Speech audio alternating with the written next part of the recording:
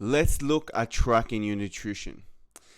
Now go into the app store and download MyFitnessPal. This is where we'll use for tracking. It's one of the easiest ways I've found. I already have it downloaded on my phone. You can log in using Facebook. My details are already in there, so you might have to sign up. For those wondering, you don't need premium, only if you have the money to waste. But the simple version is enough for the majority of people.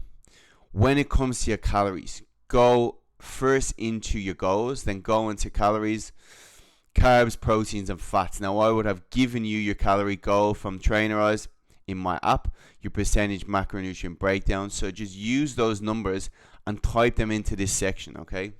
For most people, we just want to focus on your calories and also that protein number. They're the main two things, essential things when it comes to fat loss.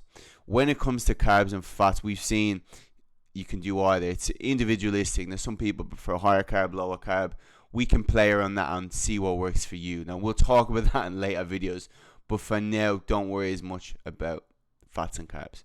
For foods that have a barcode, so if you go into breakfast, whatever, add breakfast, foods that have a barcode are really easy to track. You just need to simply scan the barcode. Here we have kangaroo patties because we're in Australia and they're pretty lean, good source of protein. So if we scan that, it comes up with one patty equals 404 calories. Now obviously we're having just the serving size accordingly, and that's going to give you the number. So a big mistake people make when tracking food is not including all the sauces and other little nibbles and bites and calorie laden stuff. So if you're cooking in olive oil, you still need to include that. So if you scan the barcode, it's going to give you around the tablespoon, which is 120 calories. Or you could either search for it manually and again a tablespoon, 120 calories, the same thing. If you're going to marinate your meat, and I encourage people to do that because it makes it nice, just make sure to include that as well, okay? We have soy sauce here. Scan the barcode, it's there, and it's going to come up with a normal little serving. When it comes to weighing your meat, do so raw and uncooked. If you have food scales, even better. Otherwise, you might just have to estimate.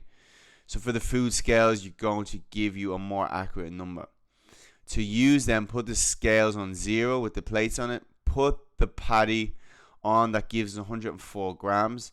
Now we go into our app. We search kangaroo beef patty.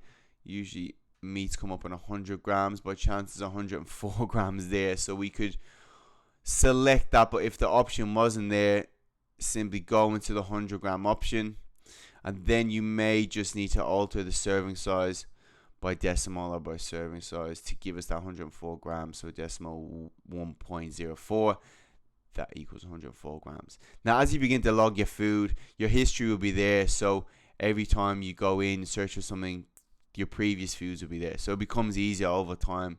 May just require a little more effort to start, but we eat similar stuff on a daily basis, so it gets easier over time.